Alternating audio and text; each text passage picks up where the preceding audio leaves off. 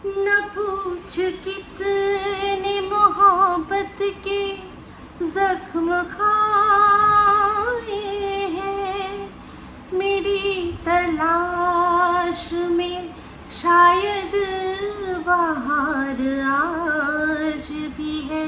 हो जो प्यार जिसके लिए हमने छोड़ दी दुनिया, वफा की राह में घायल वो प्यार आज भी है। हो किसी नजर हो तेरा इंतजार आज भी है। वेलकम टू टक झाल मिष्टी विद इप्सिता। আমি ইপসিতা, এখানে নো গালাগালি, নো কিস্তি, অনলি মস্তি। তো আজকের এই যে গানটা দিয়ে শুরু করলাম, এটা জানেন যে বর দেখছে যে তার বউ কোথায় গেছে, না তার প্রেমিকের সাথে দেখা করতে গেছে। তার একটা অনুষ্ঠান হচ্ছে, প্রেমিক গায়ক, তার গানের অনুষ্ঠান।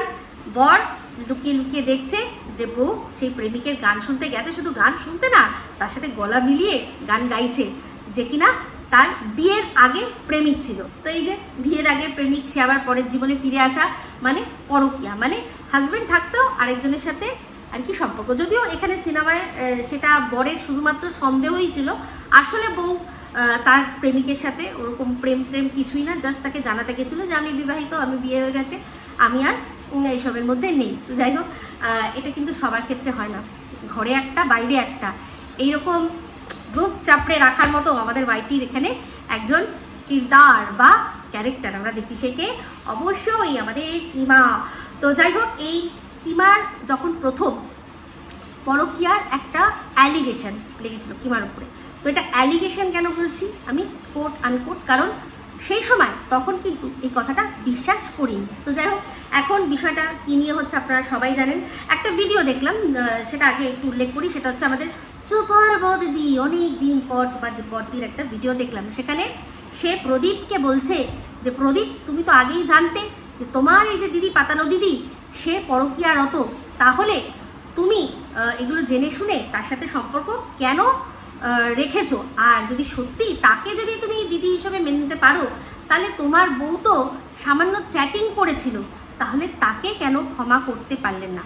সবার আগে চোপার বদ্দিকে একটু কারেকশন করে দিই যে শুধুমাত্র যতক্ষণ ও চ্যাটিং করেছিল বলে সন্দীপ জানতো, ততক্ষণে কিন্তু ও ক্ষমা করে দিয়েছে। সেই ক্ষমাস্বরূপ একটা যে ভিডিও, যেটা কিনা এই পাতানো দিদি ওদের বাড়িতে পৌঁছানোর আগেই ও করে রেখেছিল, কিন্তু সেটা প্রাইভেট অবস্থায় ছিল, দেখেই বোঝা যাচ্ছে যেটা আগে করে রেখেছিল, কিন্তু ও সেটা পাবলিশ করেনি। এই যখন পাতানো দিদি ওদের বাড়িতে প্রথম গিয়ে প্রবেশ করে, ও কিন্তু সবার আগে সে বেরিয়েছে, সঙ্গে সঙ্গে সে কি করেছে, প্রদীপ সেটাকে, মানে সন্দীপ, ওনার মজা করে বলছি, উনি যেরকম ভাবে ডাকে, তো খারাপ না কোনো, প্রদীপ নামটাও খুবই সুন্দর। তো ও করেছে কি, সেটাকে সবার আগে পাবলিক করেছে যে এই যে আমাদের বাড়িতে যে এসছে, সে আমাদের বাড়িতে আসলো, এসে কতটা শুনলো, কতটুকু বুঝলো, কতটুকু বললো ঠিক নেই, আমার বউয়ের সাথে আমার সম্পর্কটা যেন চিরতরে নষ্ট না হয়ে যায়। সেই জন্য কি করলো সন্দীপ, যে কিনা নিজে হাতে নাতে তার বউয়ের ওই রকম ধরনের চ্যাটিং ধরলো, তারপরে সে নিজেই কাঁদতে কাঁদতে কিন্তু ভিডিও করতে বসেছিল, ক্ষমা চেয়েছিল, ক্ষমা চেয়ে সে ভিডিও করেছিল। ক্ষমা করা তো দূর থাক, তার বউকে ক্ষমা করা তো দূর থাক, সে তো নিজে ক্ষমা চেয়ে নিয়েছিল যে যা হয়েছে হয়েছে। তাহলে চোপার বদ্দি এগুলো তো একটু বলতে হবে, শুধু এরকম ভাবে মাঝখান থেকে বললে হবে, সবটা তো বলতে হবে।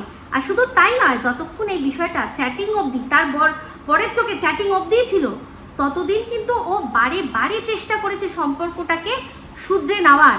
সেই জন্য ও নিজের বয়ে যাদবপুরে এই কাকুর বাড়ি, মানে কাকুর আত্মীয়র বাড়ি, জলপাইগুড়ির কাকু যখন আসলো, ও সবার আগে গেল টিনের বাড়িতে কথা শুনতে। এটা আমার সবচেয়ে ভালো লেগেছিল, ওনারা বিচক্ষণ মানুষ, যে আগে ওর কথাটা আমরা শুনবো, তারপর সন্দীপ যা বলছে শুনবো। আগে দেখবো যে যাকে আমরা ভালোবেসেছি এতদিন, সেই মেয়েটি, যাকে তার ভার্সনটা শুনবো, তাকে আগে প্রায়োরিটি দেবো। এই হচ্ছে শিক্ষিত মানুষ, আগে প্রায়োরিটি দিয়ে তার কথা শুনলো, তারপর গেল সন্দীপের বাড়িতে। তারও পরে যখন সন্দীপ জিজ্ঞাসা করলো কি হবে, কি হতে চলেছে, কি হবে এখানে, আমাদের সব ঠিক হয়ে যাবে কিনা। তখন কি হবে, সেটা কোথায় না যাদবপুরে এই কাকুর আত্মীয় বাড়িতে। সেখানে কিন্তু সন্দীপ হেসে হেসে ভিডিওতে বলেছিল যে কাকুর সাথে যা কথা শুনলাম, কাকুর যা আমি আলোচনা শুনলাম, কাকুর সাথে আমি যা কথাবার্তা আমাদের আলোচনা হলো, তাতে মনে হচ্ছে যে একটা পজিটিভ খবর আসতে চলেছে। আপনারা কি করে ভুলে যাননি কথাগুলো? কি করে ভুলে গিয়ে একটা ছেলেকে সম্পূর্ণভাবে দোষারোপ করতে পারেন? ও কিন্তু বলেছিল, হাসতে হাসতে বলেছিল যে যা মনে হচ্ছে একটা কিছু ভালো হতে চলেছে, হয়তো সব কিছু ঠিক হয়ে যাবে, কাকু সব ঠিক করে দেবে। তো তারপরে মনে আছে আশা করি যে টিনদের তরফে কি ধরনের একটা প্রস্তাব দেওয়া হয়েছিল, কারণ টিন ফিরতেই চায় না, সরাসরি কাকুকে বলতে পারছে না, সেই জন্য কি বলেছে, এমন একটা আর কি শর্ত রেখেছে যেটা কিনা মানা কারোর পক্ষে সম্ভব নয়, যে কি আমি থাকতে পারি কিন্তু আমি ওই বাড়িতে থাকবো না, আমি থাকবো কৃষ্ণনগরে, তুমি আমাকে ভাড়া নিয়ে রাখো, আর সেখানে থাকবো তুমি, আমি, আমাদের বাচ্চা আর তোমার বাবা, আর তোমার মা একা ওই যেখানটা আর কি বাতকুল্লাতে সে একা থাকবে। এটা কোনোভাবে মেনে নেওয়া সম্ভব? যদি এটাও বলতো যে আমি থাকতে পারি, তুমি আমি আলাদা করে ভাড়া নিয়ে থাকবো বাচ্চা নিয়ে, বাবা মা ওখানে থাকবে, ঠিক আছে, তুমি যাও গিয়ে সারাদিন ওদের যা কর্তব্য করার করে দিয়ে তারপর কিন্তু আমি থাকবো, আমি একাই তোমার সাথে সংসার করবো, আমি কিন্তু ওই বাড়িতে ফিরবো না, এটা বললেও একটা ব্যাপার।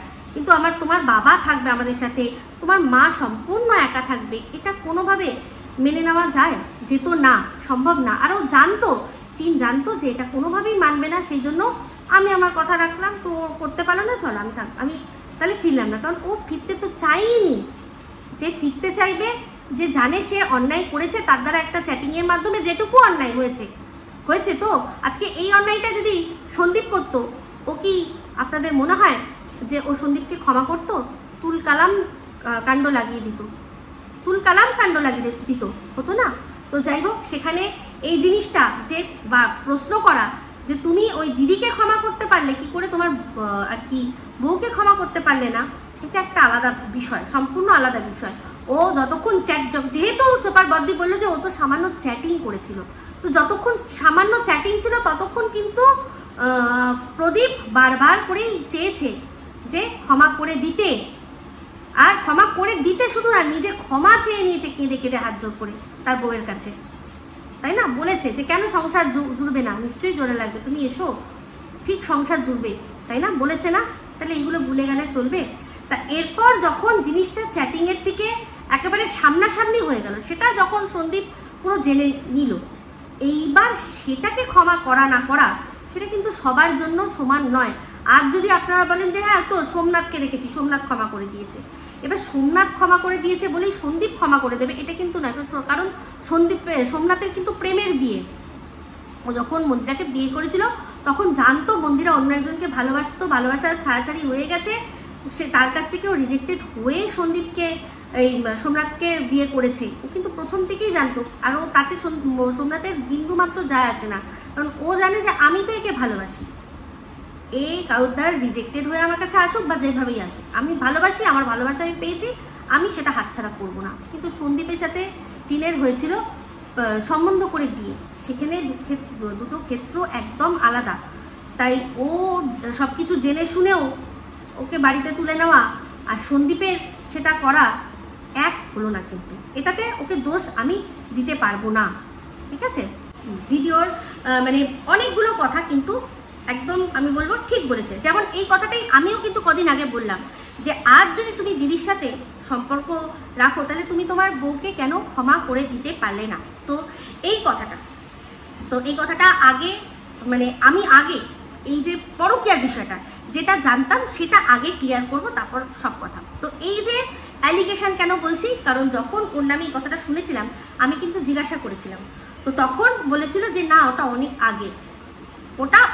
তো তারপর তারই একটা ভিডিও দেখেছি, সেখানে সে পরিষ্কার করেছে যে যখন তার মেয়ে কলেজে পড়তো তখন সে এরকম একটা কাণ্ড ঘটিয়েছিল, একজনের হাত সে ধরিয়েছিল, তারপর সে ওটা কন্টিনিউ করতে পারেনি, রাদার যার হাতটা ধরেছিল সেই কিছুদিনের মধ্যে হাত ছাড়িয়ে পেছন ঘুরিয়ে একটা কাপ করে কিক দিয়ে সে তার সংসারে ফিরে গেছিল আর বলেছিল তাকে যে তুমি তোমার সংসারে ফিরে যাও। এই সব কথাগুলো কিন্তু হয়তো ওয়ার্ড আলাদা, কিন্তু সবই কিমার ভিডিওর মধ্যে রয়েছে। সে কিন্তু বারবার বলেছে, যেমন কিনা বলেছে যে এই ফোকলার মতো একজন যদি পেতাম তাকে নিয়ে আমি হাত ধরে সংসার ছেড়ে চলে যেতাম। তো যাই হোক, সেক্ষেত্রে যখন আমি যখন প্রথম শুনেছিলাম তখন এটাই বুঝেছিলাম যে যখন ওর মেয়ে কলেজে পড়তো তখন এরকম একটা ঘটনা ঘটেছে। এখন আর এটা নেই, তার সাথে তার ছাড়াছাড়ি হয়ে গেছে, সে তাকে ত্যাগ করে দিয়ে বা ওই লোকটি ওকে ত্যাগ করে দিয়ে ও নিজের ঘরে সংসারে শুধু স্বামী নিয়েই সংসার করছে। মনে করে দেখুন, যারা আমার প্রত্যেক কটা ভিডিও দেখেছেন, সে সন্দীপের লোক হোক বা টিনের লোক হোক, তাদের কিন্তু মনে থাকা উচিত, বা এই কিমার লোক হোক, মনে থাকা উচিত। আমি পরিষ্কার বলেছিলাম যে যদি সত্যি কিমা পরকীয়া এর আগে করে থাকে, তাহলে ওই হচ্ছে দ্য বেস্ট পারসন টিনকে বোঝানোর জন্য। কারণ ও নিজে চোখে দেখেছে যে এই পরকীয়ার কোনো ভবিষ্যৎ নেই, বর ছাড়া কোনো গতি নেই। যাই করো না কেন বরের কাছেই আসতে হবে আর অ্যাডজাস্ট করেই সংসারে থাকতে হবে। তাই ও বেস্ট পারসন যে কিনা টিনকে বোঝাতে পারে। ঠিক আছে, মনে আছে তখন আমি বলেছিলাম, কিন্তু তখন আমি জানতাম যে ওর এই পরকীয়াটা পাস্ট ইজ পাস্ট। কারণ আমি কিন্তু ওকে জিজ্ঞাসা করেছিলাম, নিজে জিজ্ঞাসা করেছিলাম, সেখানে ও তার কোনো রকম আমাকে বলেছে ওটা আগের কথা, কোনোভাবে ও স্বীকার করেনি যে তখন ছিল। তো তারপর ওর যখন এক একটা কথা বেরোতো, ও যেভাবে কথা বলতো, আমরা প্রত্যেকেই ভাবতাম যে এটাকে ও সার্কাস্টিকলি নেয়। যেমন কিনা এখন বলছে বেশ করেছি, আমি বেশ করেছি, ভিক্ষা করেছি। তো কেউ ভিক্ষা করে কি বেশ করে? সেটা মানুষ ফ্রাস্ট্রেটেড হয়ে বা রেগে গিয়ে বলে না, চুপ করানোর জন্য, ঠিক আছে যা বেশ করেছি, যা করছি যা।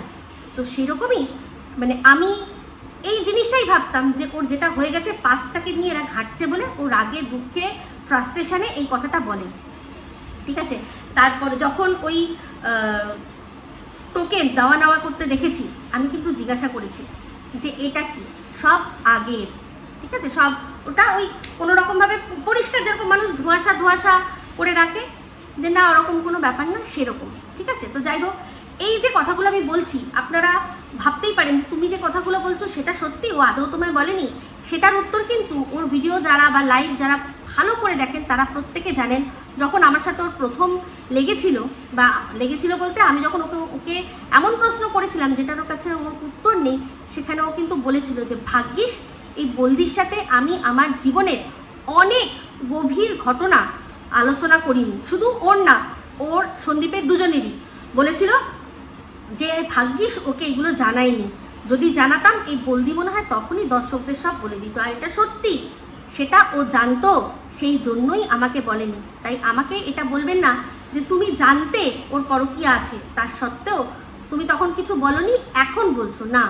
যখন আমি জানতে পেরেছি সেই মুহূর্ত থেকে আমি কিন্তু আর কোনো রকমভাবে ওকে সাপোর্ট করা মানে সম্ভবই না আমার কাছে। কারণ যেই দোষটা টিন করেছে বা মন্দিরা করেছে বা রাম শ্যাম যদুবধূ এত লোকজন করছে, সেটা যদি তাদের আমি না আর কি সাপোর্ট করতে পারি, তাহলে ওকে কেন সাপোর্ট করবো? কোনো রকমভাবেই সাপোর্ট করবো না। তো এই যে পরকীয়াটা, এটা ব্যাধি হয়ে গেছে।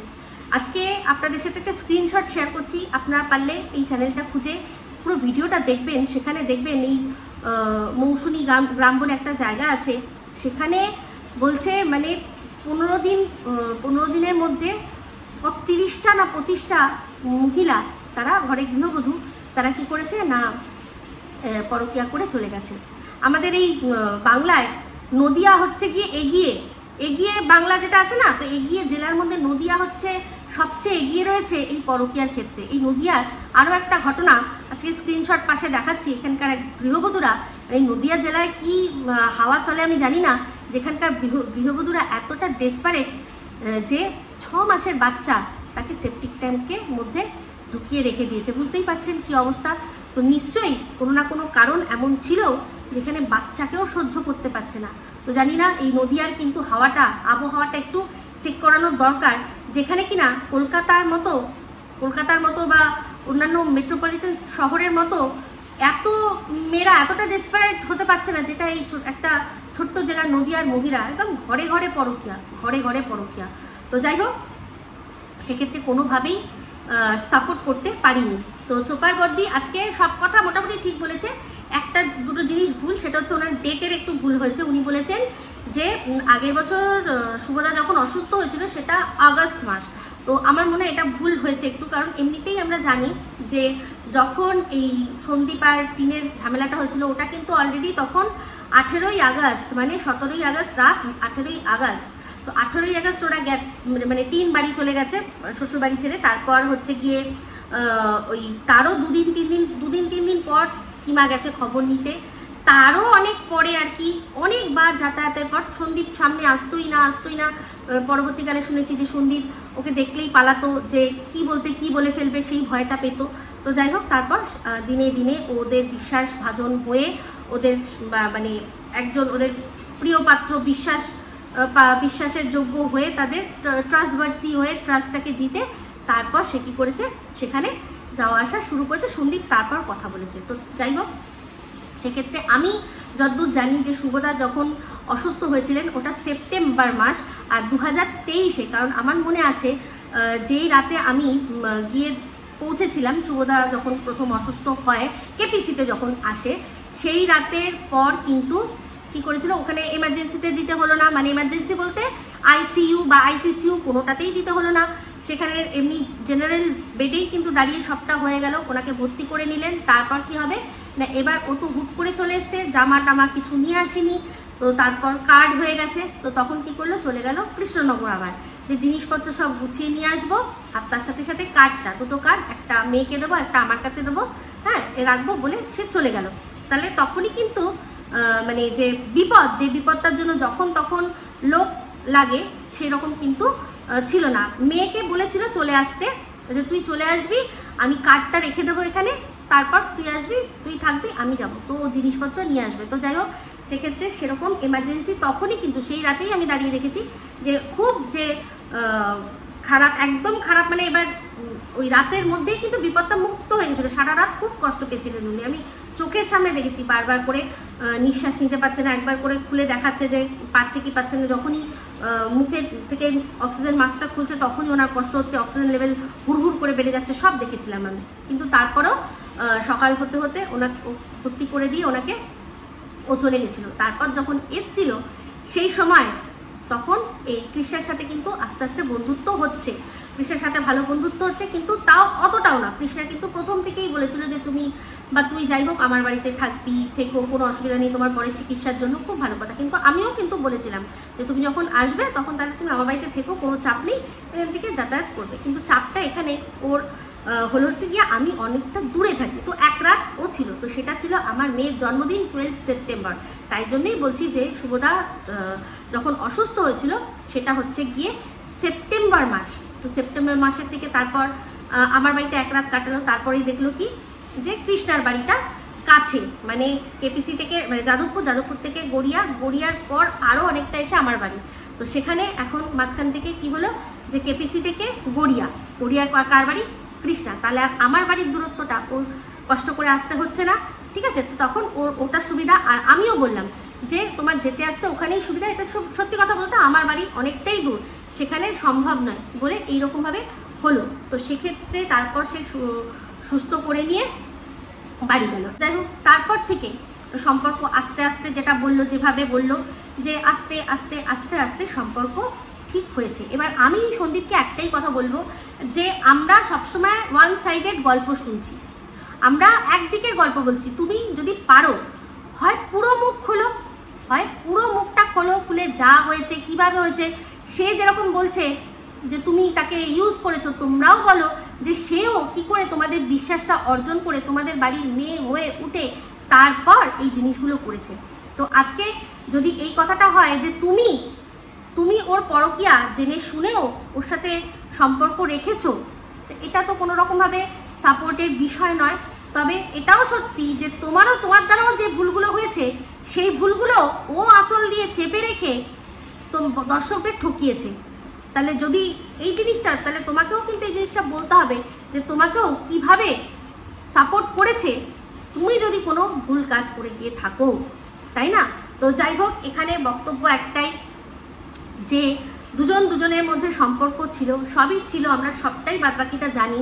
তো এখানে এই কিমা সে নিজের পরকীয়াটা, সেই পরকীয়া সে যখন করছে, সে যখন স্বীকার করছে, কারণ হয়তো তার কাছে আর কোনো উপায় নেই স্বীকার করে নেওয়ার। আমার কাছে যখন বলেছিল জানতো যে আমি ওর কথায় বিশ্বাস করবো, সেই জন্য বলেছিল না এরকম কোনো ব্যাপার না। আমি এই যে দীর্ঘদিন ধরে কথা হয় যে আমি তো কারোর বাড়িতে যাইনি, সত্যি আমি কারোর বাড়িতে যাইনি। আমি কি চাইলে সন্দীপের বাড়িতে যেতে পারতাম না? সন্দীপের ছেলের জন্মদিনে আমার নেমন্তন্ন ছিল, ওই যে পিকনিকটা হয়েছিল সেখানেও কিন্তু আমাকে যেতে বলেছিল, কিন্তু আমি যাইনি। কারণ এরকম নয় যে আমার বাড়ির থেকে পারমিশন পাবো না, একদিনের জন্য আমি ওখানে যাব, মানে সকালে যাব বিকেলে চলে আসবো। আমার বর অবশ্যই আমাকে পারমিশনও দিত, আমার ছেলেকে হয়তো রেখে সাপোর্টও করতো যদি আমি চাইতাম। কিন্তু কারণ আপনারা দেখেছেন আমি নৈহাটিতে মাঝে মাঝেই বড় মার ওখানে যাই, তাহলে যে নৈহাটি যেতে পারবে সে আরও 1 ঘন্টা 1.5 ঘন্টা ব্যয় করে যেতে পারবে না কি? বাদ করলে নিশ্চয়ই যেতে পারবে, কিন্তু আমি কোনোদিনই চাইনি যেতে। কারণ আমি জানি যে আমি যদি ওদের বাড়িতে যাই, তারপর যদি ওদের ভুলও কিছু ভিডিওর মধ্যে দেখি, আমার হয়তো বুক কাঁপবে বা মুখ কাঁপবে যে ওদের বাড়িতে আমি খেয়ে এসেছি, ওদের সাথে এত ভালোভাবে কথা বলেছি। সেই জন্য আমি কখনোই যাইনি। আমি বলেছিলাম চিন্তা করে দেখবেন যে যেদিন এইসব সব থেমে যাবে, যখন আর কোনো তোমাদের কন্ট্রোভার্সি কোনো জায়গা থাকবে না, হয় তোমাদের মিল হয়ে যাবে বা পুরোপুরি ছাড়াছাড়ি হয়ে যাবে, তখন আমি যাব। যখন এই সন্দীপ টিনার যে কন্ট্রোভার্সি সেটা যখন বন্ধ হয়ে যাবে, সন্দীপ যখন আলাদা ইন্ডিভিজুয়াল থাকবে, একটা ক্রিয়েটার, টিনা আলাদা ক্রিয়েটার, দুজনের জীবন দুজনের মতো হয়ে গেছে, তখন হয়তো আমি যেতে পারি, সেক্ষেত্রে আমার কোনো অসুবিধা হবে না, তাই না? তো যাই হোক, কারণ কন্ট্রোভার্সি থাকবে না, তাহলে অসুবিধা কি আছে? তো সেক্ষেত্রে আমি কিন্তু বলেছিলাম যে যেতে আমি যাব না, আর আমি সেরকম যাইও নি। আর এই যে হচ্ছে গিয়ে আপনাদের মনে হতে পারে অনেকেই কিমা যেরকম আমার নামে মিথ্যে বানিয়ে বলেছে যে আমি ওকে ফোন করতাম। আমি কিন্তু ওই যে প্রথম যেদিন ও গেছিলো, আমি সেই দিনই শুধু বলেছিলাম, খবর নিয়েছিলাম যে তুমি ঠিকঠাকভাবে যাচ্ছ কিনা, জানি না ওদের ওখানকার পরিবেশ কীরকম, যা শুনছি মারামারি হানাতানা, লোক জড়ো হয়ে গেছে, এইসব যদি ঝামেলা, তোমাকে যদি একজন দেখে কেউ হামলা করে বা কিছু করে, ওদের ভেবে অনেক রকম নানান রকম আমার মাথায় চিন্তা হচ্ছিল। তাই জন্য দেখলাম যখন ও বললো যে হ্যাঁ আমি ওদের বাড়িতে পৌঁছে গেছি, না সব ঠিক আছে, আন্ডার কন্ট্রোল, আমি সঙ্গে সঙ্গে ফোনটা বন্ধ করছি। একবারও বলিনি যে তোমাদের মধ্যে কী আলোচনা হচ্ছে আমি শুনবো না আমি, কারণ আমি তো আমার ভিডিওর মধ্যে থেকে ভিডিও করি। যেই লাইভটা আপনাদের সাথে শেয়ার করেছি ওর কেপিসিতে, আমি ও গেছিলাম 2023-এ, সেখানে কিন্তু দেখবেন পরিষ্কার বলছে যে আমার আর ওর কন্টেন্ট আলাদা। আমি কিন্তু বলেছি যে আমি ভেতরের খবর নিয়ে করবো কি, আমি তো ভিডিওর মধ্যে সেটা বলি না। হতেই পারে আমি ভেতরের খবর অনেক মানে অন্য রকমভাবে জানতে পারলাম, কিন্তু সেটা আমি ভিডিওর মধ্যে ইউজ যদি না করি, সেগুলো যদি এনকারেজ না করি, তাহলে সেগুলো জেনে করবো কি? আমি কোনোদিনই জানতে চাইতাম না। হ্যাঁ, একবার জানতে চেয়েছিলাম, যখন ওই কিমা বলেছিল, সন্দীপ আর কিমা মিলে যে ওই বসিরহাট কোর্টে বাচ্চাকে চুরি করার একটা টার্গেট হয়েছিল, সেটা জিজ্ঞাসা করেছিলাম সত্যি, কারণ ওটা আমারও বিশ্বাসযোগ্য হচ্ছিল না যে ওটা সত্যিই হতে পারে। তখন ও যেরকমভাবে ভিডিওর মধ্যে বলেছে, সেই ঠিক আমাকে সেম ওয়ার্ডে সেরকমভাবে বলেছে। তো তখন বিশ্বাস মানে ঢোক গিলতে হলেও করলাম, কিন্তু তারপরে পরবর্তীকালে জানতে পেরেছি, মানে বিশ্বস্ত সূত্রে, যে ওটা সম্পূর্ণ একটা মিথ্যে বানাওয়াটি নাটক। পরে কিন্তু জানতে পেরে গেছি। তো সেই জন্য যেরকম এমন যেগুলো বিশ্বাস অযোগ্য জিনিস সেগুলো, তাছাড়া আমি কোনোদিনও কন্টেন্টের জন্য ফোন আমি করতাম না। কারণ আপনারা চিন্তা করে দেখুন না, এই যে টিনের সাথে কি আমার কোনো যোগাযোগ রয়েছে? তাহলে টিনের তো সমস্ত ওর ভিডিওর ভেতর থেকে খুঁটি নাটি বার করে অনেক জিনিস যেগুলো আপনাদের চোখে পড়ে না, সেগুলো তুলে এনে বার করে আমি দেখিয়েছি। তাহলে আমার কি তাহলে কি টিনের সাথে আমার যোগাযোগ করতে লাগবে না? তাহলে আমি ভিডিওর মধ্যে থেকে অবজার্ভ করে মোটামুটি যেটুকু পারি কন্টেন্ট তৈরি করে নিতে পারি, আমার তার জন্য কারোর সাহায্য লাগে না। তো যাই হোক, সন্দীপকে আমি এটাই বলবো যে এরকমভাবে কন্ট্রোভার্সি করে লাভ নেই। কারণ তাতে কি হচ্ছে বলো তো, আমার মনে হয় তোমার ক্ষতিই হচ্ছে। যে সময় এই যে আজ তুমি স্বীকার করেছো তোমার বান্ধবীর কথা, পিওর কথা, আমি কিন্তু তখনই বলেছিলাম যে তুমি যদি এখন নিজের মানে ওয়াইফ, লিগাল ওয়াইফ, সে যেরকমভাবে করছে সেই স্টাইল করে যদি তুমি করতে চাও, হয়তো হবে না, কারণ তোমার দর্শকরা সেটা নেবে না। তো তারা ছিম ছাম ভালো জিনিসই পছন্দ করে, তারা তোমাকে সেই আসনে বসাবে না আর সেটা দেখাবে না। হ্যাঁ, তুমি ভালো থাকো, তুমি ভালো আর কি ভাবে থাকো, তোমার জীবনে বন্ধু আসুক, সব ভালো কথা আসতে পারে, কিন্তু তার জন্য তুমি সেটা দেখাবে আর সেটা হিন্টস দিয়ে কন্ট্রোভার্সির জন্য কন্ট্রোভার্সি ছুড়ে দেবে, এইটা তারা মেনে নিতে পারবে না। বাদ বাকি যদি শোনে, এই যে তুমি যখন মুখে বলেছো যে হ্যাঁ আমার বান্ধবী আছে, তারপর থেকে আর কত কমেছে? তোমার কমেনি। তারা কিন্তু যারা ছিল তোমার একদম ভালোবাসার মানুষ, যারা তোমাকে বোঝে, তারাই কিন্তু রয়েছে। কিন্তু তুমি এরকমভাবে বলে না অর্ধ সত্য কিন্তু ভয়ঙ্কর। আচ্ছা, এই যে একটা জিনিস মনে আছে কিনা আপনাদের মনে নেই, মানে আমি জানি না, যখন প্রথম সন্দীপরা গেছিল এই কিমার সাথে কোথায় না তারাপীঠ, কিমা কিন্তু প্রথমটা লুকিয়েছিল। তারপর ওরা গেল কোথায়, আলিপুরদুয়ার, ওখান থেকে আলিপুরদুয়ার গেল। ওখানে কিন্তু একজনের মানে উপস্থিতি আমরা বুঝতে পারছিলাম, বারবার বলছিল কি যে সাবস্ক্রাইবার। আমি কিন্তু আমার পুরনো ভিডিও দেখবেন, সেখানে কিন্তু আমি আর কি বলেছি যে মনে হচ্ছে জলপাইগুড়ি খুব বেশি দূর না, হয়তো জলপাইগুড়ির কাকু তার বন্ধু ওরা সব হয়তো এসেছে ওদের সাথে এখানে দেখা করতে, কিন্তু যেহেতু সোনা বাবার জন্মদিনে এত একটা উৎসাহ হয়েছিল সেই জন্য ওরা হয়তো আর ক্যামেরায় আসবে না। কিন্তু এখন বোঝা যাচ্ছে যে ওখানে কোনোই জলপাইগুড়ির কাকুর বন্ধু কেউ ছিল না। ওটা কে ছিল, সাথে কে ছিল, সেই কথাগুলো সেই বিষয়গুলো অবশ্যই সামনে আসবে। হ্যাঁ, এই কথাটা সত্যি, যেটা কিনা আমিও দুদিন আগে বলেছি যে তুমি যদি একে দিদি বলে সাপোর্ট করতে পারো, তুমি যদি দিদির পরকীয়া সাপোর্ট করতে পারো, তাহলে বউয়ের পরকীয়া কেন ক্ষমা করলে না? এই প্রশ্নটা কিন্তু আমিও করেছি। তাহলে কাউকেই ক্ষমা করা তোমার উচিত না। তুমি যদি যখন বউকে ক্ষমা করনি, তখন তোমার দিদিকেও বলা উচিত ছিল যে এইটা কি।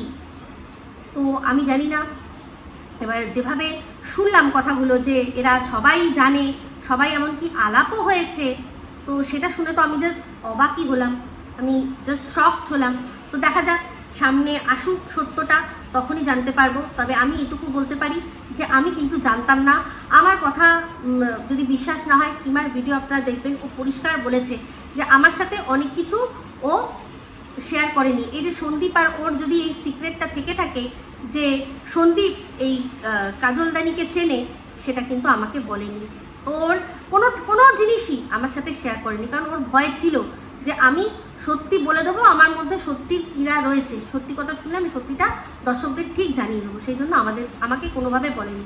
ঠিক আছে, তো চলুন, এখন বিষয়টা এমন হচ্ছে যে এই ক্রাউড ফান্ডিং নিয়ে যেভাবে যে জিনিসগুলো যে রাস্তায় যাচ্ছে, সেক্ষেত্রে বলি এখন কিমা একটার পর একটা শুনছি মিথ্যে কথা বলছে। এই যে সঙ্গীতা বলে মেয়েটি, যে কিনা আমাদের সাথে এখন আর পৃথিবীতে নেই, তার যে বয়ফ্রেন্ড, তার সম্পর্কেও মিথ্যে কথা বলছে।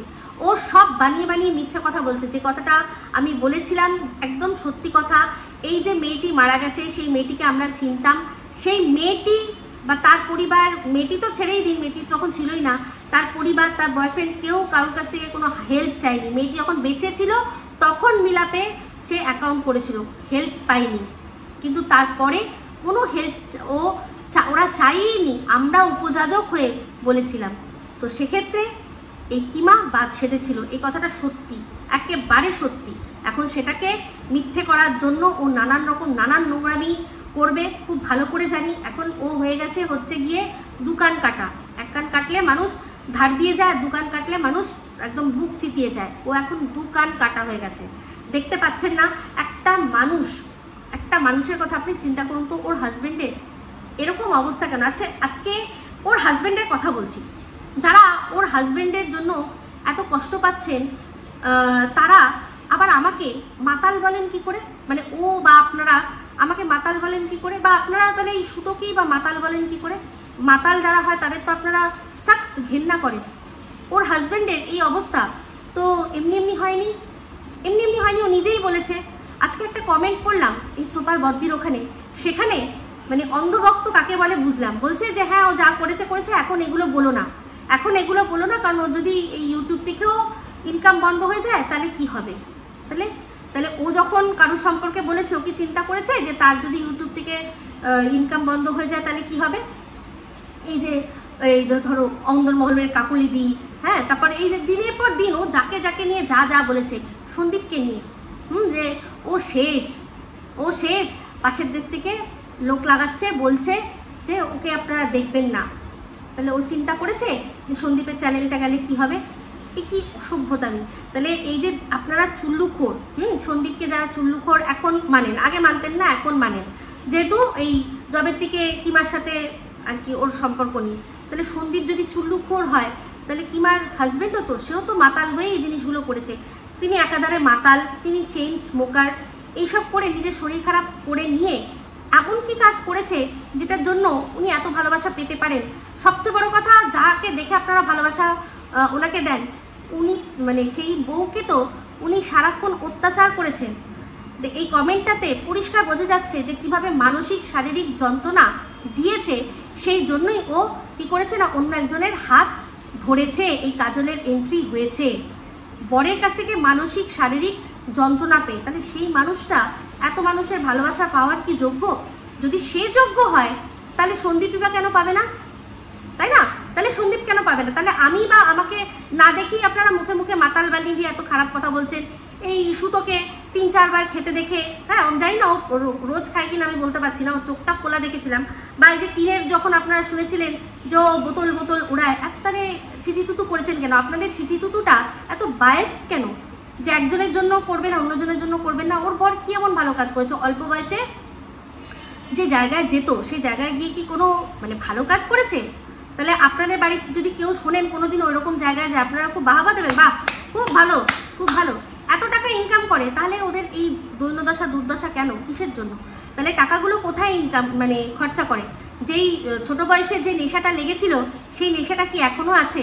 তার মানে কি ওইসব জায়গায় যায় গিয়ে খায় টায় দিয়ে পুরো টলতে টলতে এসে বউকে বাড়িতে পেটায়, তাই না? আর সেটার জন্য বউ আবার অন্যের হাত ধরে। তাহলে এরা আপনাদের কাছে আদর্শ কি করে হতে পারে? সোশ্যাল মিডিয়া ইনফ্লুয়েন্সার, তারা কি করে কি ইনফ্লুয়েন্স করছে আপনাদেরকে আমি এটুকু জানতে চাই। কি ইনফ্লুয়েন্স করছে, কি বার্তা দিচ্ছে সমাজে? একটা লোক যে অল্প বয়সে সে যা ইনকাম করেছে, সে একটা আর কি রেড লাইট এরিয়ায় গিয়ে সেটা খরচা করতো, বিয়ে করেছে, তারপরেও সে কি করছে? মদ খাচ্ছে, হেনাতানা করছে, সুখী সংসার সবই তো আছে। বউ কি দেয়নি? বউ কি দেয়নি? দুটো ফুটফুটে বাচ্চা দিয়েছে, সে সবই। এখন নয় দুটো কাজের লোক রয়েছে, সারা জীবন তো ছিল না, কারণ শুনেছি যে 120 না 30 টাকায় প্রথম ঘর ভাড়া নিয়ে থেকেছে। তাহলে তার বউ তো অনেক কিছু করেছে না? তাহলে এই লোকটাকে, সেই বউটা এখন মানে জাস্ট এনক্যাশ করছে। এটা কোনভাবে, কোন দিক থেকে এরা আদর্শ ফ্যামিলি হতে পারে আপনাদের কাছে? আমি তো জাস্ট অবাক হয়ে যাচ্ছি। উনি কি এমন ভালো কাজ করেছেন? কি এত অসুস্থ মানুষ এরকমভাবে হেঁটে হেঁটে কি করে আসতে পারে? আমি তো অবাক হয়ে যাই। একটা মানুষ যে তার বউকে সারা জীবন এমন যাতনা দিয়েছে, আর এখনো দিয়ে যায়, এখনো এমনভাবে ঢোকে গালাগালি দিতে দিতে, খিস্তি দিতে দিতে, যে বউকে মানে লাইভের মাঝামাঝি সেখানে কি করতে হয়? নাম মিউট করে দিতে হয়। তাহলে এই লোকটা কিভাবে কোনো রকমভাবে ভালোবাসা পাওয়ার যোগ্য বা আপনাদের চোখে আদর্শ? আপনারা আপনাদের ছেলে মেয়েদের এই আদর্শে বড় করবেন যে এই কাকুটাকে দেখো, এই আঙ্কেলটাকে দেখো, এই দাদাটাকে দেখো, এই জ্যাঠাটাকে দেখো, এই ভাইটাকে দেখো, এর মতো তোমাদের হতে হবে। তার বউও মানতাম যে সব যাতনা সহ্য করে সে নিজের মতো নিজে দাঁত কামড়ে রয়েছে, তাহলেও বুঝতাম। সেও তো না পেরে আরেকটাকে ধরেছিল, এবার সে যাকে ধরেছিল সে সাথ দিল না বলে, তাই না? তাহলে এই যে এগুলো, তাহলে আপনারা একজনের জন্য একরকম, আরেকজনের জন্য আরেক রকম। আমি মাতাল, অথচ একজন মাতালের জন্য আপনারা ক্রাউড ফান্ডিং করছেন মাতালকে বাঁচানোর জন্য। সুতো মাতাল, সন্দীপ চুল্লুখোর, তাই না?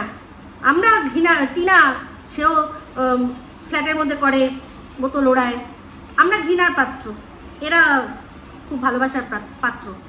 নিজেদেরকে প্রশ্ন করবেন যে কোন জিনিসটাকে প্রমোট করছেন আর কি নিজস্ব রুচির পরিচয় দিচ্ছেন, তাই না? একটু চিন্তা করে দেখবেন।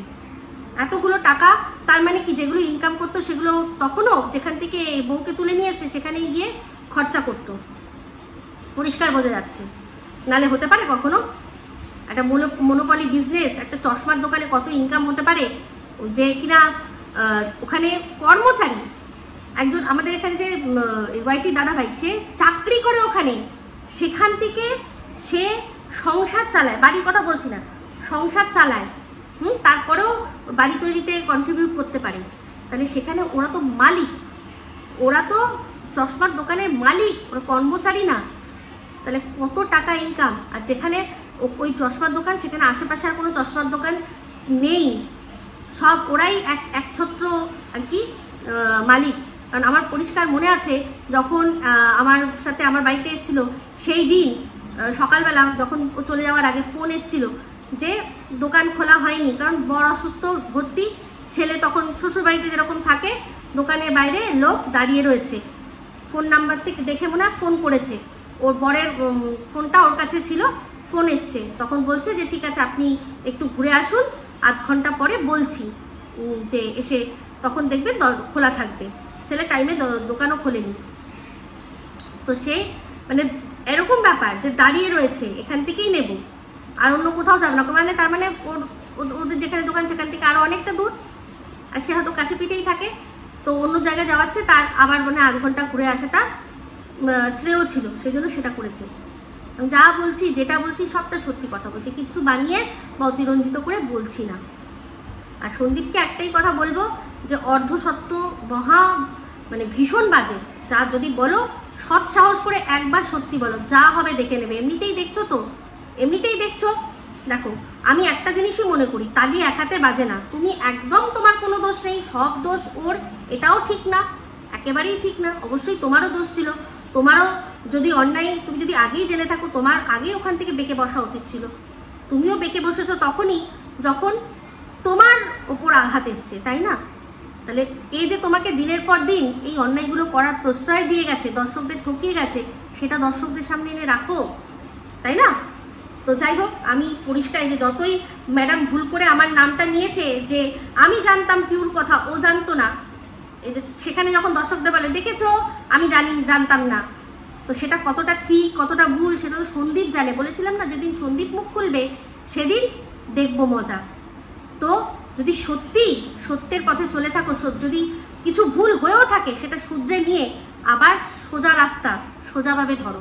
আমি তোমাকে আগের দিন বলেছিলাম যে উচিত হয়নি, নিজেদের বড্ড খেলো করে দিয়েছিলে। তো যাই হোক, ভুল হয়ে যায়, মানুষ মাত্র তো মানুষ, আমরা ভুল হয়ে যায়, সেখান থেকে শুধরে আবার নতুন করে শুরু করো, এটাই চাইবো। কারণ অবশ্যই তোমাদের পরিবারের ভালো চাই, সোনা বাবা ভালোভাবে মানুষ হোক, মানুষের মতো মানুষ হোক, সেটাই চাই। তো এই বলেই ভিডিওটা এখানে এন্ড করছি। হয়তো অনেক কিছু রয়েছে যেটা বলা হলো না, অবশ্যই আস্তে আস্তে নিশ্চয়ই বলবো। তো এই ভিডিওটা ভালো লাগলে লাইক শেয়ার কমেন্ট করতে ভুলবেন না। যারা চ্যানেলটা সাবস্ক্রাইব করেননি তারা সাবস্ক্রাইব করে নেবেন। সবাই ভালো থাকবেন, সুস্থ থাকবেন। আবার আসছি খুব শীঘ্র নতুন ভিডিও নিয়ে। আমি Ipsita, signing off. Love you all.